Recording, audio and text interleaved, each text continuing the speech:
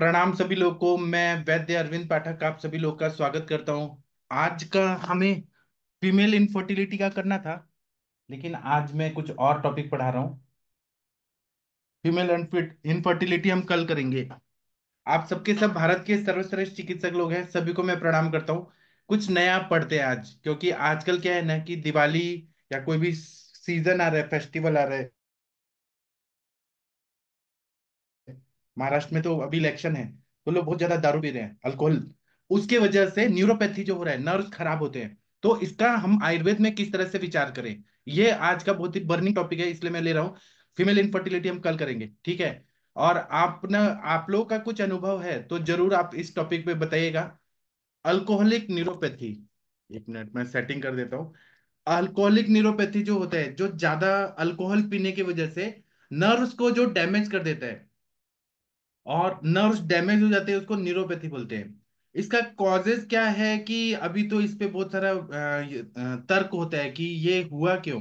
लेकिन ये जो अल्कोहल पिया जाता है, उसका डायरेक्ट जो इफेक्ट होता है, पॉइजनस इफेक्ट जो होता है नर्व्स पे, या फिर पुअर न्यूट्रिशन जो मिलता है नर्व्स को अल्कोहल की वजह से, उसके वजह से न्यूरोपैथी होता है। तो जो लोग लॉन्ग टर्म से अल्कोहल पीते हैं, आजकल क्या है ना कि लोग पार्टी में जाते हैं, अल्कोहल पीना है, लड़कियां भी पी रही हैं, नॉर्मल लोग भी पी रहे हैं, कॉर्पोरेट वर्ल्ड में तो कंपलसरी पीना ही पड़ता है। डॉक्टर लोग भी पीते हैं, सर्जन लोग भी पीते हैं। अल्कोहल का कंजम्पशन बहुत ज्यादा बढ़ गया है। तो उसकी वजह से नर्व्स जो रहती है वो खराब होने लगती हैं। मतलब वो मज्जा तक उसका गामित्व रहता है, और वो एक तरह से विष है। मद्य और विष, इसका अगर हम लोग गुणधर्म देखें तो ज्यादातर सेम ही है, वैवाहिक विकासी दोनों ही है। तो नर्व्स जो रहते हैं ना, जो हमारे ऑटोनॉमिक नर्वस सिस्टम रहते हैं, जो इंटरनल बॉडी के सारे फंक्शंस को कंट्रोल करते हैं, वह खराब होने लगते हैं। तो अल्कोहलिक न्यूरोपैथी की वजह से क्या होता है और वो क्यों होता है, तो जो लोग बहुत ज्यादा दिन तक हैवी अल्कोहल यूज कर रहे हैं, ज्यादा ज्यादा पी रहे हैं, उसी तरह से जो लोग 10 साल से ज्यादा टाइम तक अल्कोहल पी रहे हैं या उससे ज्यादा पी रहे हैं, तो अल्कोहलिक न्यूरोपैथी जब होता है, तो हमारा केस टेकिंग में यही पता चलता है। और अल्कोहलिक न्यूरोपैथी में उन लोगों को आदत हो जाती है, एडिक्शन हो जाता है, साइकोलॉजिकली वो एडिक्ट हुए रहते हैं। तो उनके हाथ पैर में शून्यता आती है, नमनेस आता है हाथों में और पैरों में। इसी तरह से एबनॉर्मल सेंसेशन भी होता है, जैसे कि कोई पिन चुभा रहा है या नीडल चुभा रहा है, ऐसा सिम्टम लेके आते हैं। इसी तरह से पेनफुल सेंसेशन होता है हाथ में और पैरों में। मसल्स में वीकनेस आता है। मतलब ये अल्कोहलिक न्यूरोपैथी का जब शुरुआत होता है ना, तो पेशेंट इसी तरह से हमारे पास आते हैं। इसी तरह से मसल्स में क्रैम्प्स आते हैं उनको, मसल्स में पेन होता है बहुत ज्यादा उनको। गर्मी है ना, इनटॉलरेंस रहता है, गर्मी सहन नहीं होता है। और एक्सरसाइज के बाद तो उनको गर्मी बिल्कुल भी सहन नहीं होता है। कभी कभी जब ये अल्कोहलिक न्यूरोपैथी होती है, उसके वजह से इम्पोटेंस आता है। मतलब वो जो मैथुन क्रिया है वह कर नहीं पाते हैं, उनको यूरिन पास करने में तकलीफ आती है। या तो यूरिन पास करने में आ रही है, या फिर इनकंटिनेंस रहता है, मतलब लीक करता है यूरिन। इसी तरह से उनको फीलिंग रहता है कि ब्लैडर एम्प्टी नहीं हुआ है, मतलब इनकम्प्लीट ब्लैडर एम्प्टिंग, ऐसा उनको फीलिंग होता है। फिर वो यूरिन करने का कोशिश करते हैं, जोर लगाते हैं, लेकिन वो कर नहीं पाते हैं। अल्कोहलिक न्यूरोपैथी में इसमें डायबिटीज है या नहीं है वो नहीं है, केवल अल्कोहल से होने वाला जो न्यूरोपैथी है उसके बारे में मैं बता रहा हूँ। फिर ऐसे पेशेंट को जो 10 साल से अल्कोहल ज्यादा मात्रा में पी रहे हैं, बहुत ज्यादा मात्रा में पी रहे हैं, उनको कॉन्स्टिपेशन का तकलीफ रहता है, मतलब मलावष्टम रहता है, अग्नि मांद्यता तो रहती है, पित्त की दृष्टि रहती है, और विष और मद्य का एक जैसे ही गुणधर्म होने की वजह से उनके बॉडी में अल्कोहलिक अल्कोहलिक पॉइजनिंग जैसे सिम्टम्स रहते हैं। और ये चीज यूरोपियन कंट्रीज या जो ठंडे प्रदेश के लोग हैं वहां पे नहीं होती है, क्योंकि वहां का जलवायु वैसा है। लेकिन उनका देख के जो लोग यहाँ भारत में पी रहे हैं, तो यहाँ का जो इन्वायरमेंट है उसके लिए अल्कोहल साथ में नहीं है। जो लोग ओक साथ में बना के पी रहे हैं, कम मात्रा में पी रहे हैं तो औषध है, लेकिन ज्यादा मात्रा में पी रहे हैं तो न्यूरोपैथी करता है। उसी तरह से नौशिया और वॉमिटिंग की शिकायत रहती है उनको हमेशा, ज्यादातर। इसी तरह से जब अल्कोहलिक न्यूरोपैथी रहती है, तो स्वॉलो करने में डिफिकल्टी होती है उनको। अब ये न्यूरोपैथी, मैं ये नहीं बोल रहा हूं कि सारे शराबी लोगों को ये होगा, जिनको न्यूरोपैथी के सिम्टम्स आ रहे हैं, तो वो स्वॉलो करने में उनको डिफिकल्टी होगी, स्पीच इम्पेयरमेंट होगा, बोलने में आवाज लड़खड़ाएगी, loss of muscle function and feeling, muscle का फंक्शन नहीं पता चलेगा, उनको मसल्स का कुछ ताकत ही नहीं पता चलता है, मसल्स में कॉन्ट्रैक्शन और स्पाज्म बहुत ज्यादा आता है उनको, मस्कुलर एट्रोफीज बहुत रहते हैं, मतलब मसल सूखने लगती है बहुत ज्यादा, उनको मूवमेंट डिसऑर्डर होने लगता है, इसी तरह से मसल स्ट्रेंथ कम होने लगता है, मसल्स में सेंसेशन कम होने लगता है, इसी तरह से वो लोग ना कोई भी, ये चीजें धीरे धीरे बढ़ने लगती है, ग्रेजुअली स्लोली स्लोली बढ़ने लगती है। तो इसमें हमें जब हमारे पास ऐसा पेशेंट आ रहा है, केस टेकिंग किया और उसमें हमें हेतु मिला कि वो बहुत दिनों से मद्य पी रहा है, शराब बहुत ज्यादा पी रहा है, हैवी ड्रिंकर है, तो हमें कुछ टेस्ट कराना चाहिए। जैसे कि थायमिन का जो टेस्ट होता है, मतलब विटामिन बी 1, विटामिन बी 1 वो देखना चाहिए, विटामिन बी 6 जिसको हम पायरोडॉक्सिन पायरिडॉक्सिन कहते हैं वो चेक करना चाहिए, विटामिन बी 12 देखना चाहिए, फॉलिक एसिड का टेस्ट करना चाहिए। मतलब क्या है ना कि अल्कोहल के वजह से जो ये बॉडी में विटामिन है उसका कंजम्पशन नहीं हो पाता है, अल्कोहल जो है वह आवरण कर देता है, मध्य आवरण करने की वजह से अल्कोहल इंटेक नहीं हो पाता, मतलब वो एब्जॉर्ब नहीं हो पाता। इसके बाद में न्यूरोपैथी हो रही है, उसको फाइंड आउट करना है, हमें प्रॉपरली डायग्नोसिस करना है। तो इलेक्ट्रोलाइट लेवल्स देखना होता है, पोटेशियम कितना है, सोडियम कितना है, कैल्शियम कितना है, फॉस्फेट कितना है, वो देखना होता है। और ईएमजी रहता है, इलेक्ट्रोमायोग्राफी करके हमें पता चलता है कि मसल्स का काम किस तरह से विकृत हुआ है, कितना हुआ है। इसी तरह से लीवर और किडनी फंक्शन टेस्ट करना चाहिए, एलएफटी पूरा कराना चाहिए, किडनी फंक्शन टेस्ट पूरा कराना चाहिए, किडनी खराब हो रही है क्या, एक्यूट रीनल फेलियर में जा रहा है क्या, या एसजीओटी एसजीपीटी जीजीटी बढ़ा हुआ है क्या, bilirubin serum bilirubin serum biliverdin bile salts वो कितना बिगड़ा हुआ है, वो हमें चेक करना पड़ता है। और सीरम यूरिया क्रेटनिन जीएफआर ये सब चेक कराना चाहिए, थायराइड फंक्शन टेस्ट कराना चाहिए, और nerve conduction test, nerve conduction test से हमें पता चलता है कि न्यूरोपैथी हो रही है, नर्व को जितना सिग्नल मिलना चाहिए वो मिल नहीं पा रहे। तो आप लोग के पास कुछ अनुभव है तो आप लोग बताइए, फिर मैं बताऊंगा।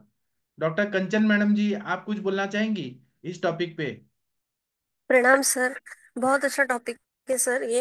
एक्चुअली ना मैंने 3-4 दिन पहले ही एक अल्कोहलिक पेशेंट देखा। उसका एज हार्डली 40 था और उसकी सिस्टर उसको लेके आई थी। उनको फिर हिस्ट्री लेने लगी मैं, तो मैंने पूछा कि शादीशुदा हो क्या। तो बोला नहीं। फिर क्या काम करते हो, तो बोला कि कोई जैसे ये फिल्म इंडस्ट्री में जो कैमरामैन या फिर कुछ ऐसे बॉय रहते हैं ना, कोई क्या छोटी छोटी काम करने के लिए वो लोग रहते हैं पीछे साइड में। तो उस टाइप का कुछ काम कर रहा था वो। और बड़े वाले स्टूल पे कुछ तो भी चढ़ गया वो कुछ करने के लिए, तो वो पीछे धड़ाम से गिर गया। और उसको कुछ इंजुरी आई थोड़ी हेड में। तो उसकी बहन फिर उसको हॉस्पिटलाइज करके फिर सब ठीक होने के बाद वो मेरे पास लेके आई। तो उनके घर पे ही वो शायद 15-20 दिन से थे। तो वो बोली कि इनको देखो आप, क्योंकि वो उनकी बहन जो है वो मेरी पेशेंट है। तो उनको देखने के बाद सर मुझे ऐसे लग रहा था कि वो पूरे उनके हाथ जैसे शिवर कर रहे थे। मैंने जब नाड़ी देखने के लिए गई तो उनके हाथ दोनों भी शिवर कर रहे थे। बात करते करते समय उनका जो वॉइस है वो भी ऐसे लग रहा था कि वो प्रॉपरली बात नहीं कर रहे हैं, मतलब कि वो कुछ तो भी कंपन था उनकी बात में भी। मतलब जो वॉइस था उसमें भी कंपन लग रहा था मुझे। ओज बिल्कुल ऐसे लग रहा था कि ओज बिल्कुल कम है, स्किन ऐसे बिल्कुल रफ हो चुकी है ऐसे लग रहा था। आंखें ऐसे फटी फटी सी बड़ी बड़ी सी दिखाई दे रही थी, उसमें कोई मतलब ऐसे तेज नाम की चीजें नहीं थी। और फिर जैसे जैसे क्वेश्चन करते गई तो वो भूख लगती है, प्यास लगती है, ये सब पूछते गए। तो वो बोले नहीं, मुझे भूख प्यास इतनी अच्छे से नहीं लगती, नींद भी अच्छे से नहीं लगती है। तो फिर मैंने एक अल्कोहल की हिस्ट्री, जैसे हम एडिक्शन कुछ है क्या पूछते हैं, तो मैंने उनको पूछा। तो वो एवरी डे बहुत ज्यादा ड्रिंक्स लेते थे सर, और रोज ही, मतलब उनका काम होने के बाद घर पे कोई नहीं है तो वो उनको आदत ही लगी थी। मतलब वो करीब करीब 5-6 साल से वो अल्कोहल पे है सर। तो फिर मुझे लगा कि नहीं, मुझे कुछ ब्लड टेस्ट करके देखने चाहिए। मैंने उनके ब्लड टेस्ट कराए तो उनका विटामिन डी B12 काफी कम आया, हीमोग्लोबिन इवन आयरन वगैरह सभी लोअर साइड में थे। और उनका ना बिलीरुबिन भी 2.5 आया सर। तो मैंने उनको, उनकी सिस्टर को भी और उनको भी समझाया कि अभी ये दारू अगर बंद नहीं करते हैं तो मैं शायद लीवर को बचा नहीं पाऊंगी, इनके ये लीवर सिरोसिस में भी जाएगा, फिर पेशेंट के पेट में पानी भरना स्टार्ट हो जाएगा। अभी मुझे पता नहीं कि वो मेडिसिन के बाद 2.5 से कितने पे आता है, उसका 1 महीने का मेडिसिन तो प्रिस्क्राइब करके दिया है। वो अभी नेक्स्ट मंथ में आएगा पेशेंट। तो देखती हूँ सर, क्योंकि ऐसे पेशेंट होते, एक तो मतलब ऐसे लगता है कि वो पूरी तरीके से उनकी लाइफ से मतलब कंटाल गए हैं, इसीलिए दारू पीते हैं। कुछ कुछ ऐसे भी मैंने देखे हैं कि बहुत इंजॉयमेंट करना है, मुझे सब कुछ अच्छा है मेरे पास, मुझे बस इंजॉय करना है, उसके लिए दारू पीते हैं। और एवरीडे दारू पीने वाले लोग भी दिखते हैं सर। और कुछ ओल्ड पेशेंट भी ऐसे मैंने देखे हैं कि जो 70-80 प्लस है, रोज एक थोड़ा सा मात्रा में कुछ लेते हैं, मतलब वो एक छोटा सा पेग बना के वो लेंगे, तो उनको कोई तकलीफ नहीं हो रही है। मैंने उनको भी ट्राई किया बोलने के लिए कि आप मत लीजिए, पर वो बोलते उतने से कुछ नहीं होता है, मुझे ये दवाई के जैसे काम कर रहा है। पर बहुत मात्रा में जब हम, मैंने देखा जितने भी पेशेंट बहुत मात्रा में लेते हैं, मतलब अतिशयोक्ति कहीं पे भी नहीं चलती, तो यहाँ पे भी कैसे चलेगी ना। तो ये अति मात्रा में जब मद्य का सेवन होता है तो हमारी पूरे बॉडी पे उसका असर गिरता ही है। आपने बिल्कुल सही बोला। न्यूरोपैथी जैसे कि उनके हाथ शिवर करना है, पैर शिवर करना है, बातों में भी लड़खड़ाना है, मतलब कंसंट्रेशन नहीं है, भ्रम जैसे लग रहा है, कंफ्यूजिंग माइंड है, बिल्कुल ऐसे लक्षण बिल्कुल दिखते हैं सर। जी सर। जी बहुत अच्छा बताया आपने। और कोई बोलना चाहते हैं अल्कोहलिक न्यूरोपैथी का कोई सिम्टम? डॉक्टर शशि मैडम जी, आपने देखा है क्या अल्कोहलिक न्यूरोपैथी? शशि मैडम अगर आप सुन रही हैं तो बोल सकती हैं। Doctor Surya Narayan Patnaik sir. हाँ जी sir, good evening sir. Alcoholic neuropathy तो नहीं, लेकिन और सर। प्रॉब्लम्स देखा है। मतलब एक ऐसा पेशेंट था जिसको सारे तरह की प्रॉब्लम थी, मतलब क्योंकि वो सारे नशे करता था। तो ये लोग, जो लोग भी बहुत ज्यादा हर तरह का, मेरे पास तो जो पेशेंट था वो मतलब ड्रग की जितनी वैरायटीज हो सकती है वो सबका नशा करता था। तो उसके सर जो साइन सिम्टम थे वो तो मेनली आम बात की तरह थे, और उसके बावजूद कुछ फॉलो नहीं करते हैं सर। जी सर, थैंक जी। यू। तो doctor Surya Narayan sir, can you tell something about alcoholic neuropathy? Have you seen patients? Sir, good evening, sir. जी sir. You can speak in Sir, English also sir. alcohol neuropathy, sir. What is the age, sir? I didn't listen. Alcoholic neuropathy, neuropathy, damage of Okay, nerves due to okay, alcoholism. okay, okay, okay. Sir, in my routine practice, I am experienced with Rohit Karista, जी Shirabala, जी and Pylanthus niruri is the most choice and working. जी Besides that, Ashwagandha Arista, Saraswata Arista cocktail 2 times a day is the most important. जी This is my line of treatment. जी। That's all, sir. Thank you sir, thank you. और Okay, किसी okay. को कुछ बोलना है तो बोलिए। डॉक्टर हरिहर सर, आप कुछ बोलना चाहेंगे इस टॉपिक पर? वैद्य जितेंद्र मिश्रा जी कुछ बोलना चाहेंगे? अल्कोहलिक न्यूरोपैथी पे आपने कुछ काम किया है? मुनमुन कुमार जी, आपने देखा है अल्कोहल पीने से किसी को कुछ तकलीफ नर्व्स में? जी सर, वो हमने देखा है। अल्कोहल पीने के बाद लोग जो है बहुत ज्यादा बोलने लगते हैं, अलग अलग एक्टिविटी करने लगते हैं, पसीना वगैरह आने लगता है। हाँ और अभी तो सर रोड साइड एक्सीडेंट भी होता है इसके वजह से, बहुत ज्यादा का इसको सेंट्रल नर्वस सिस्टम प्रॉपर काम नहीं कर पाता। डिसीजन, क्विक डिसीजन जिसको बोलते हैं, वो नहीं ले पाता है। डिले डिसीजन लेने का उसमें टेंडेंसी आ जाती है, जिस वजह से वो हाँ ब्रेक लगाना चाहता है लेकिन ब्रेक लगता नहीं है। या हाँ फिर हेलुसिनेशन का भी प्रॉपर्टी आ जाती है, इस वजह से थोड़ा उनको अजीब सा फील होने लगता है। हाँ। Thank you sir. ठीक है। और किसी को कुछ बोलना है तो बोल सकते हैं प्लीज। कोई कुछ बताना चाहते हैं? अच्छा ठीक है, जितेंद्र कुमार जी, आप और कुछ बोलना चाहते हैं? सर प्रणाम सर। हाँ प्रणाम सर सर। मेरे पास भी एक पेशेंट आया था, बिटवीन 40 48 सर। वो बोल रहा है कि जैसे कंपबत जैसे प्रॉब्लम उनको हो रहा है, वो क्रॉनिक अल्कोहलिक है पेशेंट सर। जैसे पार्किंसन उनको हो गया, इस तरह सिम्टम आता है। वो बोलता है कि मैं उन्हें बोला कि तुम अल्कोहल छोड़ दो, लेकिन वो बोलता है हम जब पी लेते हैं ना, हमारा ये सब जो सिम्टम बंद हो जाता है। जब अल्कोहल का जो नशा उतर जाता है तो वो कांपने लगते हैं। तो क्यों होता है सर, इसलिए मैंने आपसे जानना चाहता हूँ सर। सर वो न न्यूरोपैथी का होता ही है ये सारा चीजें। अभी चलिए मैं इस पे और अच्छा। बताता हूँ, मैं इस पे बताता हूँ। इसके सिम्टम्स अगर हम लोग देखें ना, तो किस किन व्याधियों से ये मिलते हैं आयुर्वेद के हिसाब से। तो एक है मज्जागत वात, है ना। मज्जागत वात में ऐसे सिम्टम्स दिखते हैं। आवरण वाले जितने भी वात हैं, मतलब समानावृत वात, व्यानावृत अपान, तो वो सारे आवरण वाले वात इसमें दिखते हैं। प्रसुप्तिवात, सुप्तिवात मतलब आप लोगों ने देखा होगा सेंसेशन लॉस होता है। मैंने एक पिछले साल एक लेक्चर लिया था सुप्तिवात की चिकित्सा, कुछ चरक का योग बताया था। जो लोगों ने अटेंड किया है उनको याद होगा। मैं बरेली से लेक्चर लिया था, सुप्तिवात का पूरा फॉर्मूला बताया था। वो हमारे जमदग्नि सर का फॉर्मूला है, वो उससे नोट से मैंने पढ़ाया था। अगर आपको याद नहीं है तो मैं उसका लिंक भेज दूंगा। तो ये सारी चीजें अल्कोहल के पॉइजन से ये सब होती हैं।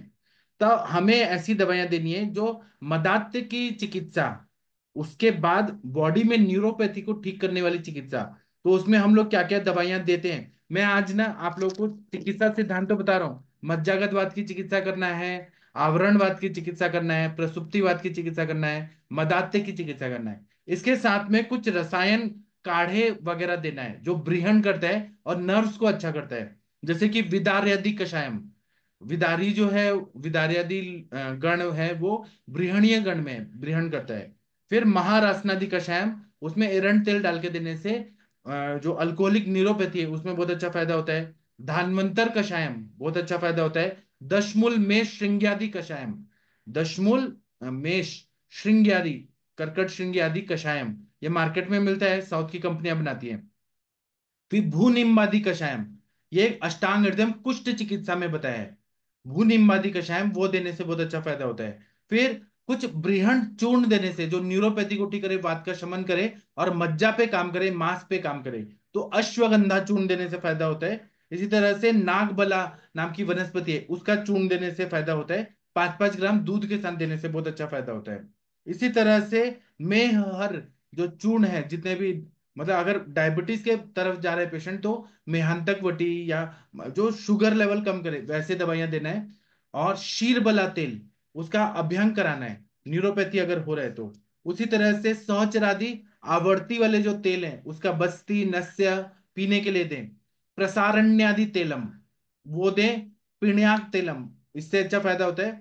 उसी तरह से रजत भस्म अगर दें, अल्कोहल लेने से पित्त का प्रकोप बहुत ज्यादा होता है, इसलिए रॉप पे बस में पित्त शामक भी है और मज्जा धातु पे काम भी करता है। और ये जो पॉइजनिंग हुआ है उसको वो ठीक करता है, इसलिए रॉप पे भस्म 100 mgm सुबह शाम दे, 100 मिलीग्राम सुबह शाम दूध के साथ दे या शहद के साथ दे। या फिर वसंत कुसुमाकर रस, ऐसे कंडीशन में बहुत अच्छा फायदा करता है। इसी तरह से यूरिनरी प्रॉब्लम हो रहा है, यूरिन अच्छे से नहीं आ रहा है या फिर अटक रहा है या एम्पटिंग नहीं फील हो रहा है, तो उसमें धान्वंतर घृतम दे, अब्रक भस्म दे, बहुत अच्छा फायदा होता है।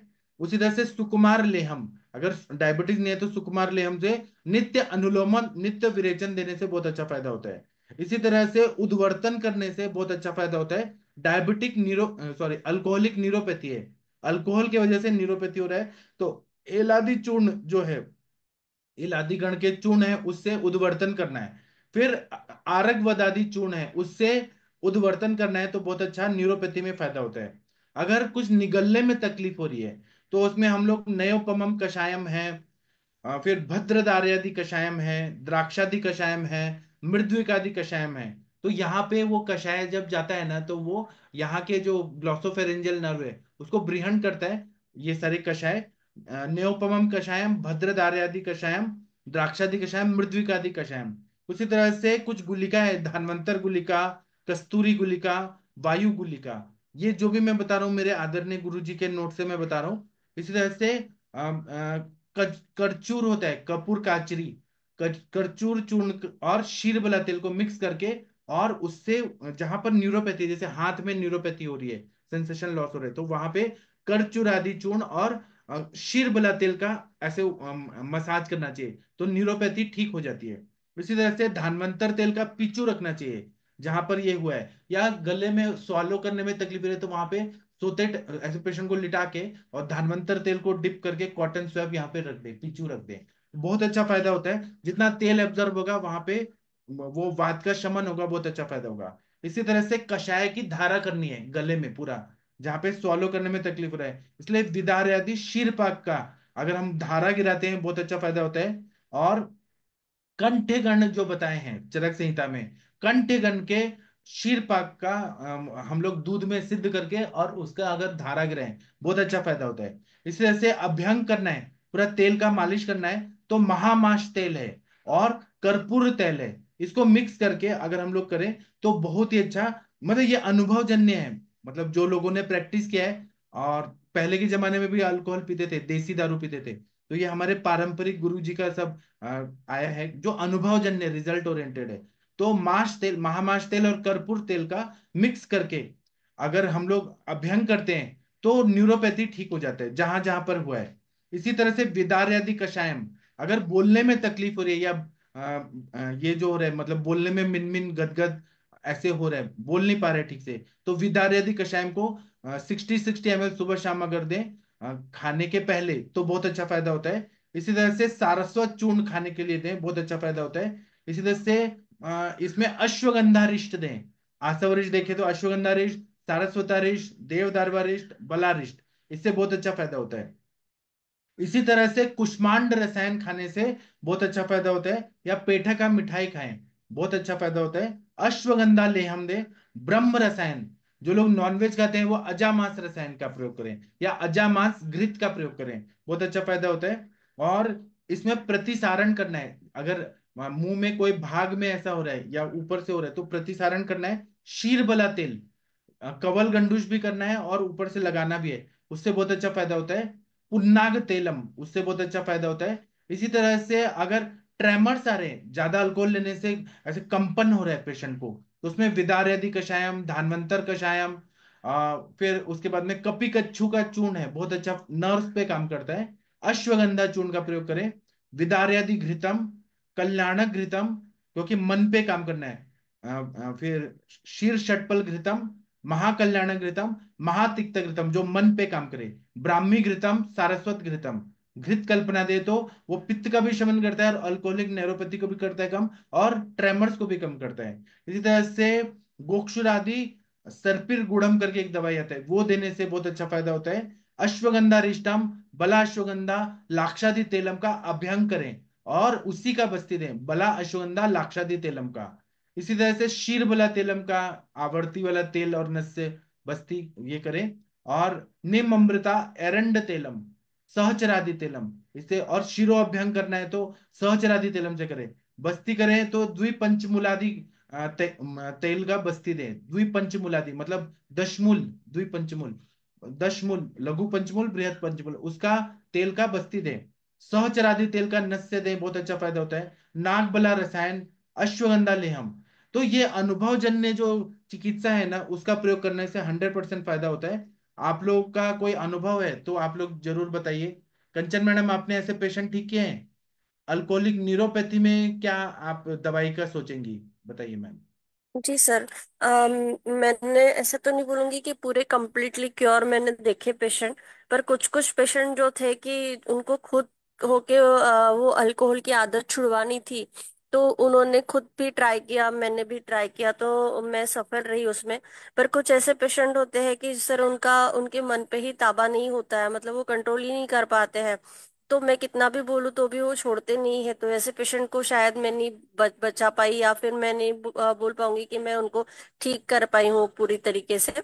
पर इसमें बहुत अच्छा मेडिसिन काम में आता है। जैसे मैंने मोस्टली जहाँ पे देखा कि मन बहुत ज्यादा इन्वॉल्व है उस चीज में, तो फिर उसको मन को शांत करने के लिए जैसे हम मेधावटी, मेधोगृत वटी, और जो ब्राह्मी चूर्ण, शंख पुष्पी चूर्ण, सारस्वतारिष्ट है, मेधा क्वाथ है, थोड़ा लीवर में भी हाँ चेंजेस आना स्टार्ट होता है। तो यहाँ पे लिवोग्रिट, लिवामृत, लिवोअमृत एडवांस, ऐसे बहुत सारे मेडिसिन है सर।